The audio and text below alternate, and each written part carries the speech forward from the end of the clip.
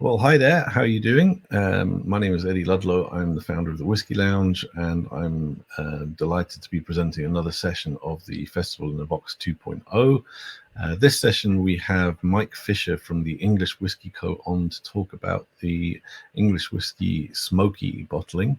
I'm going to bring Mike in just now. There he is in all his glory.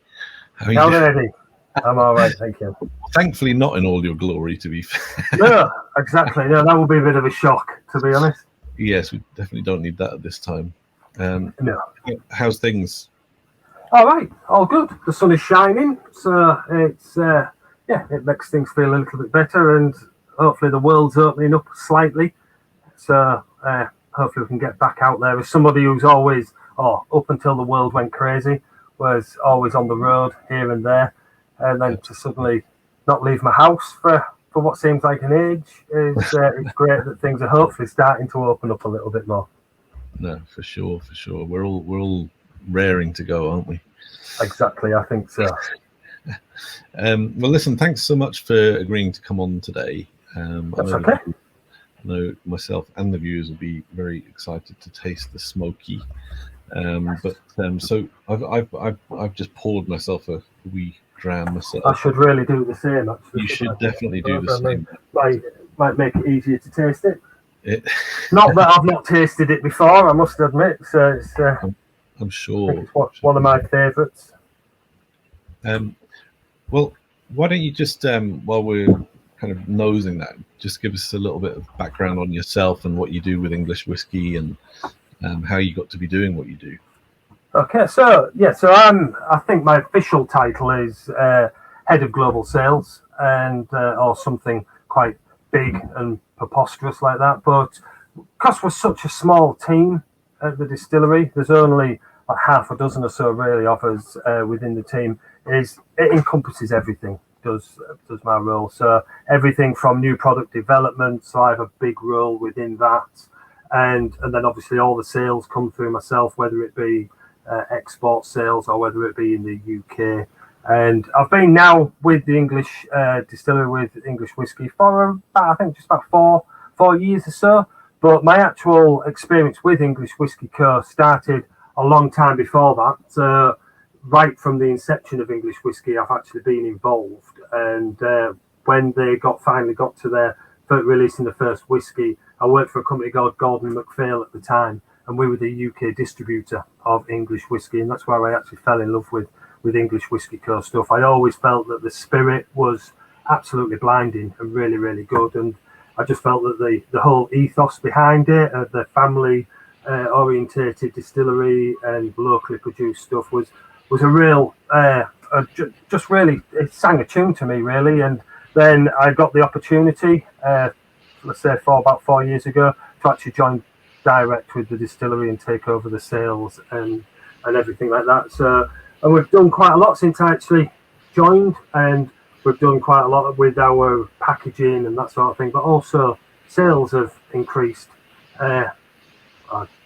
quite a lot, about 2 or 3 fold at least, which is good and makes it look as though I'm actually doing my job, really. So it helps always round in that respect. You must be doing something right. Either that or I'm just riding on a wave like a surfer. That's one or the other, really. One or the other. Or maybe a bit of both. I think that you're a very modest man. So tell us about this bottle you're presenting. So the Smoky. It's something a bit different within English whiskies. So obviously there's quite a lot of English whiskey out there, and an awful lot more to come, which is a great thing. And so which will hopefully will end up with a sector that is English whiskey. And so what you've got is we've got the Smoky, which is, as you would expect, it's a peated whiskey. So this is one of 2 core products that we have. We have the Smoky and we have the original. Both of them are basically matured and produced in exactly the same way, apart from one of them is peated, one of them is unpeated, this one being the peated one. And so all our barley comes from the local area around, so we're based in Norfolk, and it comes from the local area of East Anglia. Our water is pulled through a borehole at the distillery down into a thing called the Brecklands Aquifer, which is, I think, one of the largest deposits of fresh water in the UK, underground deposits. And so we pull all our water from there, both for cooling and for the production side. The cooling is actually in what's called a closed loop system. So that actually never actually sees the light of day, which is a great thing because it allows us to cut our water usage, our surface water usage by about 94%.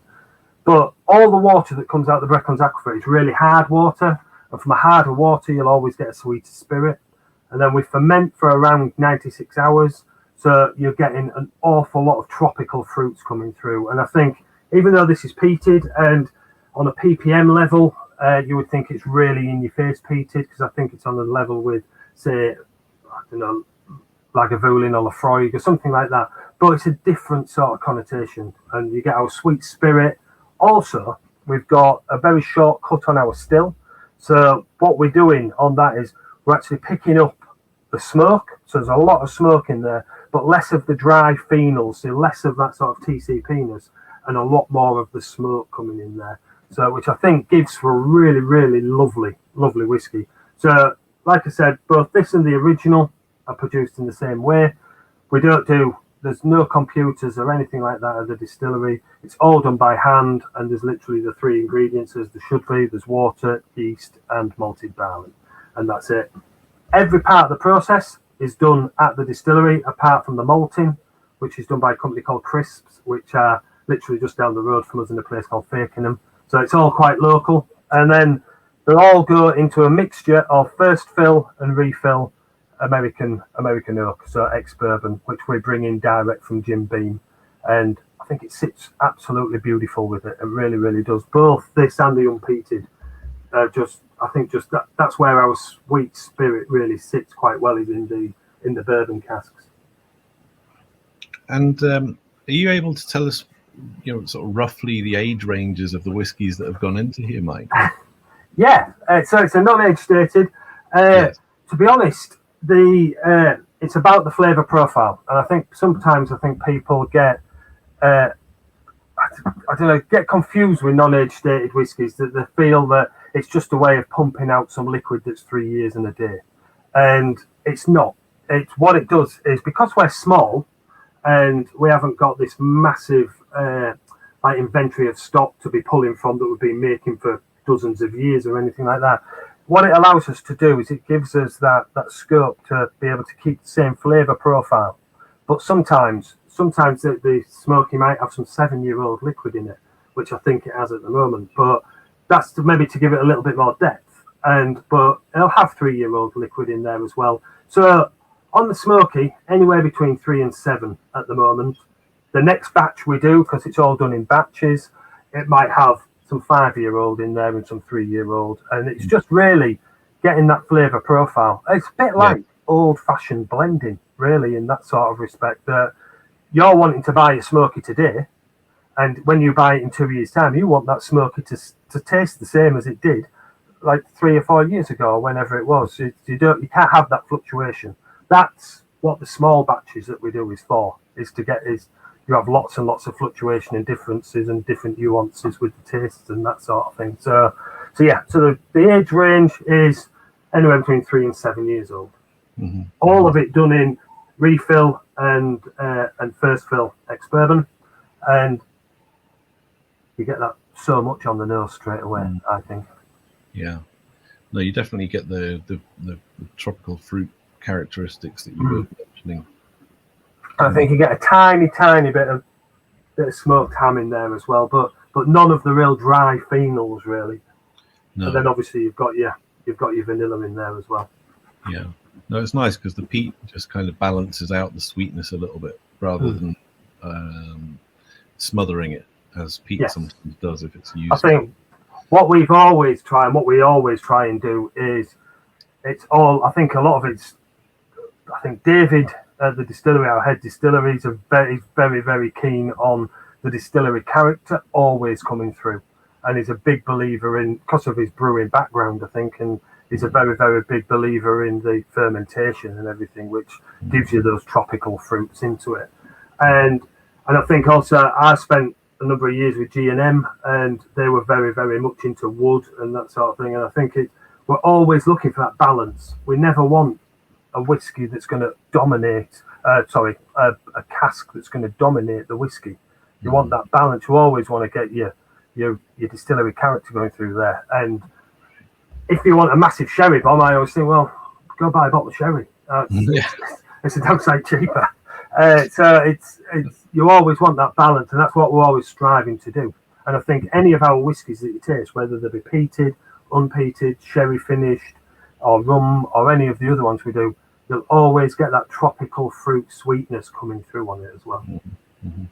Well, I'm gonna add a touch of water to mine. I'm going just straight down. Yeah, it's that time of day. It's past 11 o'clock, so it's good for peaty whiskies. So I think one of the great things about this whiskey that I absolutely love is that I think it's like a gateway peaty whiskey in some sort of ways. It's I think quite so often in whiskey you'll start getting into whiskey usually on something that doesn't taste like whiskey, so something that's heavily sherried or something like that, and then you'll tell a friend who's into whiskey that, oh, I'm got nicely getting into whiskey, and then they give you a Lafroig and say, oh no, try this, this is what whiskey's about, and it puts you off peaty whiskies. And I think this is a really, really good introduction to peaty whiskies. It sits nice and sweet on the palate, and you get that smokiness coming through as well, but you don't get all the moisture disappearing or anything like that. I think it's a big difference in my mind between tasting whiskey and drinking whiskey. And tasting whiskey, you're trying to get lots of different nuances out of the whiskey. You're trying to understand that actual whiskey. Whereas drinking it, it's just pleasure at the end of the day. And I think this is a very drinkable peaty whiskey as opposed to one to taste. I wouldn't disagree with you, Dave. Mike, it's absolutely beautifully balanced. Sorry, I call you David. That's all right. He'll be more offended at that than I will be. Actually, I haven't seen him for a long time. I hope he's well. He is, definitely. He is. But you still get that tropical fruit. You get the tropical fruits on the palate, and I think you get a slight little bit of ginger, but you don't get. None of it's overpowered by the peat. You've still got that lovely, lovely freshness in the mouth as well. It's funny, even with the water, which quite often emphasizes the smokiness, I find in peated drams, it's actually emphasizes the fruit, which is quite refreshing. It's quite a summery dram, actually, I think. It is. I think after a barbecue on a summer's night, this is absolutely perfect. Yeah, you're right, that. Yeah, it's lovely. Anyway, listen, while we're enjoying that and the viewers at home are enjoying it, can you tell us a little bit more about the history of the distillery and how it came to be? So we were the first distillery to start up, modern day English whiskey distillery to start up. So we were the first one to start for about just over 100 years. And it's a farming family that started the distillery and still own the distillery today. And it was James and Andrew Nelstrop, a father and son team. And they'd been farming and milling I think they can take their family back for about 600 years in the local area and up into Yorkshire as well. And it was always, I think, a quip by James's grandfather or father that why do we have to, when they were growing barley, why do we have to send this stuff all the way up to Scotland to make anything useful out of it? And I think that really resonated with James and stuck with James all through his life, really. And he was a massive whiskey enthusiast and absolutely loved whiskey. And his dream was always to basically bring whiskey back to England, whiskey making back to England, and to start his own distillery. And I think you've got to understand, nowadays that doesn't sound like such a ridiculous idea. But if you look back when he was thinking this in like 2004, 2005, the landscape was completely different and nobody was building distilleries. There wasn't this huge gin boom or anything like, or premium spirits boom, which could help you with some capital or something like that. And so it was very much, it's seen as a maverick or, I don't know, a bit crazy in some sort of ways. So when it came to the point where James retired, he decided to step down from the family business of farming and building.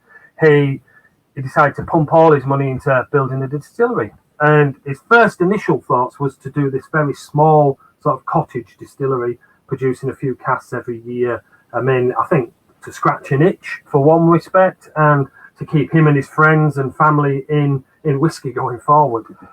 So I think it was very much, it was that small little cottage industry thing. And then he got HMRC involved, because you have to. And at that time, the smallest still legally that HMRC would let us have was 1,800 litres, which basically, to put that into perspective, takes you from thinking you're going to do a few casks a year to doing a few casks a day. So it was a massive undertaking, and instead of him just running away from it and thinking, oh, well, we'll put that to bed, and he actually decided quite pig-headedly to go, right, I'm gonna go for it, and if we're going to build a distillery, we're going to build a proper distillery, and it's what we have today is exactly what came out of that. And I think, in some respects, from my perspective especially, thank you HMRC for making it happen in that sort of way, because I think we'd have still been running along with a little distillery, whereas now we can actually cope with the demand that there is out there for our product now, which is great. And so James built it, and no outside investors. He just put his own money into it, and just pushed along with it. Unfortunately, James passed away a few years ago, just before we released we had our first 10-year-old whiskey, and now Andrew runs the business and is the chairman, and that's when I came along and started helping Andrew out at that point. And so we've moved on. We're now in, I think, about 28 countries around the world. We do very well with export, and then the UK is building all the time, and things are going quite well, actually. And this year we're just into our 15th year. So wow, it's come October, November time, we'll have 15-year-old whiskey on site. Yeah, that's incredible. I still remember a younger Andrew Nelstrup coming around doing our festival. Still have no hair. But, he hasn't changed a lot, let's be fair. No, he hasn't, no. Bless him. Love Andrew. Yeah, he used to come around and build his little stand, and that's the thing that I absolutely love about it. Or when I was working at G&M, you'd see Andrew on a stand while we were on a stand elsewhere, and it just is, they've been out there and done it. It isn't as though it's somebody sat in an ivory tower just as an accountant telling you. So they've lived it, and they've done it out sheer passion more than anything, really. Yeah. Well, if you think of it, I came into a sales role, and 10 years after they'd started producing spirit or whiskey, and it was the first person that was actually employed in a sales role, because up to that point it's always been about just making decent whiskey at the end of the day. But you have got to flog some of it at some point, don't you? Yeah, well, exactly. But you seem to have done a good job of doing that anyway.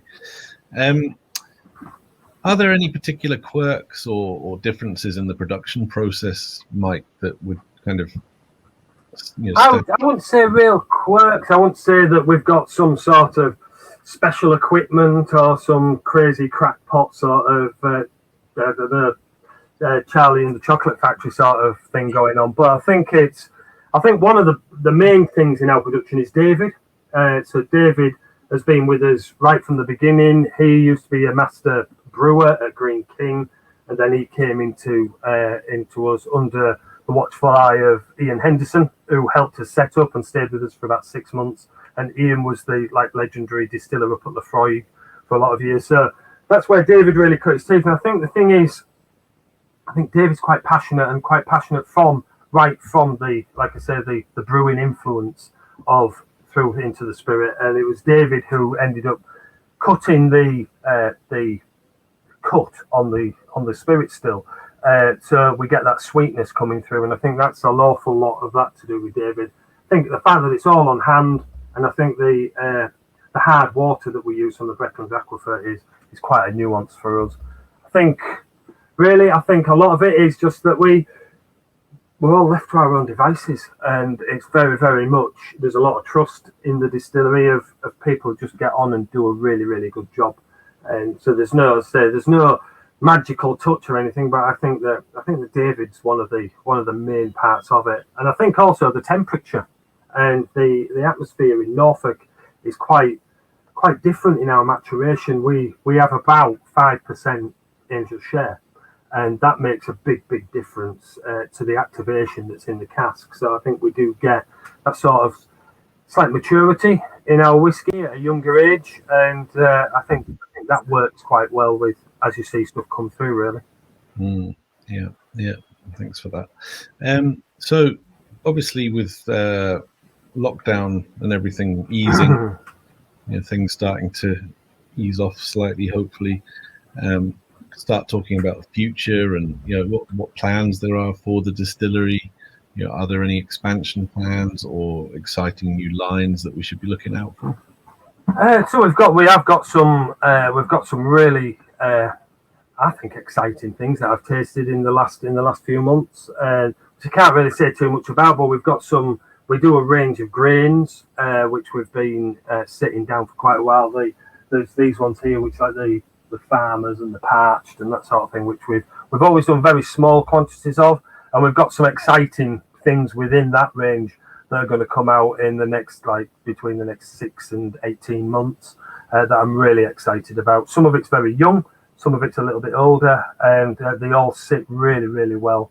And I think we're going to probably do a little bit more with sherried whiskies and mixing our peated whiskies with sherry and that sort of thing. So I do know that we're bringing out a peated sherry finish later on in the year, which I've tasted at the moment, and it's coming along absolutely cracking, and I think it'll be lush. There's one of my favourites we ever did was Chapter 16, which was this one, and that was an absolute blinding whiskey, and I think it's one that we've taken some time to try and recreate again. So there's numerous things that are coming along. We're not really looking to up our production to any great extent. We do produce about 4 days a week. We actually mash, and I think we're quite happy at that. We're not trying to take over the world. We just want to produce whiskey. We're quite a lean operation, and we'll just carry on producing really good stuff, and hopefully people carry on enjoying it, really. Yes, indeed. I'm sure they will. And just, I know that you've been in the industry quite a while, since Adam was a boy and all that. Boiled, yeah. Well, since I've known you, anyway. And so I'm very interested just to get your take on your current thoughts on the state of the global whiskey industry. Is there anything exciting or even concerning that you'd like to comment on? Yeah, I think from an English whiskey point of view, I think there's now, we were the first English whiskey, and then there's now, I think, 33 distilleries in England that are now producing whiskey under one guise or another, and I think there's probably about half a dozen or 8 of us that have actually got over 3-year-old liquids, so actual whiskey out there, which I think is fantastic, and the more the merrier, really. I think originally we had quite a lot of people who come to us and say, you see, you've got some competition now with the Cotswolds or with the Lakes or whoever it is. And personally, I don't ever see them as competition. I don't think they see us as competition. I think it's very much, for a lot of years, we were banging a lone drum. And a lot of people don't hear you when there's only one person banging that drum. But suddenly, in a few years, when there's 33 of them banging that drum, then hopefully it rises us all and we end up with this English whiskey sector. I think the rise of non-Scotch whiskies is brilliant. I think I've always thought that there's a lot more out there than just Scotch, and I think what they're doing in Taiwan and Sweden and all these places, everywhere you look, there is whiskies that are being produced. I think a lot of the newer ones from the likes of Australia and that are absolutely cracking whiskies that are out there. And I just think that the growth of non-Scotch whiskies, or non-traditional whiskies as you might call them, is a great thing. And I think people are getting more and more used to actually dabbling in other whiskies and that. But I think the one thing that concerns me, I would say, if anything concerns me really, is the amount of actual liquid that's being produced at the moment. And over the last few years, a lot of, especially some of the bigger Scotch distilleries, are pumping out hundreds and hundreds of thousands of litres of liquid. And at some point, somebody's going to need to buy it, or they're going to need to sell it, or whatever. And I just worry that we are slightly heading into where we were in the 70s and 80s of getting a whiskey lake again. And so that does slightly concern me. I think from an English whiskey point of view, it's not so much of an issue because we're all very, very small. And so that doesn't concern me so much. But on a global scale, it does concern me that there's just going to be this awash with whiskey. And it's like any industry. You never bloody learn. There's always this pursuit to sell, and produce, and then it falls off a cliff, and then it starts up again 20 years later. If you look at whiskey, it just ebbs and flows every 30 years or something like that, doesn't it? Yeah, I mean, part of the challenge is that whiskey is not like any other industry. You know, it's impossible to forecast exactly, you know, who's going to be buying what in 5 to 10 years. I know. So it's a very precarious business model, should we say? It is. I think quite a lot. When I was first coming into whiskey, I came from a brewing background, and so brewery sales. And if you sold a lot of beer, you made a lot of beer, and you sold a lot of beer, and it was quite a reactive sort of business. And then when I came into whiskey, the thing that just took me ages to get my head around was allocations. That you've got a customer that wants, I don't know, 100 cases of something, and you're saying, no, you can have 1 case. And we might have 100 cases, but we're only going to let you have 1 case this year, and we'll let you have 1 case next year, and we'll let Jimmy over there have a case this year and a case next year. And it really took a lot of getting into. But when you look at, we're a small little distillery, and I'm working on forecasts that are where our spirit needs to be in 6 to 10 years' time. Whereas some of the bigger boys with a lot of history behind them, they'll be looking dozens and dozens of years in advance. And people like Scotch Malt Whisky Society, they're looking 30, 40, 50 years in front of themselves. And it just boggles your head. I can always remember the buyer of spirit at Gordon MacPhail, Stuart Urquhart, at the time, when he was buying new make spirit. He was only, I think, late 30s, early 40s. And he was buying stuff, new make spirit, that he didn't expect to see bottled in his lifetime. And that's just absolutely mental, isn't it? That amount of process. And I think people don't understand that so much. They might understand it, but when then they start moaning that something's 60 quid a bottle or something like that, I think, yeah, but somebody's looked after that for 15 years or 20 years. If you were to put your car into storage for 15, 20 years, it would cost you a damn sight more than 60 quid at the end of the day, wouldn't it? That's the thing. That's a very good way of thinking about it, Mike. Not that you're going to drink your car at the end of it, I suppose. But you folks at home, just think about that. Amen. Amen. Well, listen, David, calling you David again. Mike, sorry. I'll wear a name badge next time. You're all right. It's a senior moment. Second, Mike, listen, it's been great to have you on as always. It's good to catch up. It'd be even better when circumstances allow and we can get together for a dram or a beer. I know. We're literally only 20 minutes down the road from each other, and we still can't get together. Nearly 2 years. I know. It's ridiculous. It's crazy, but we will resolve that sooner rather than later, Mike. But listen, I just wanted to thank you on behalf of myself and the viewers for coming on. Appreciate your time. Obviously, appreciate the whiskey. I think it's cracking dram. I really do. And I wish you all the best. And we'll get together soon, hopefully. So, Slanger to you. Okay.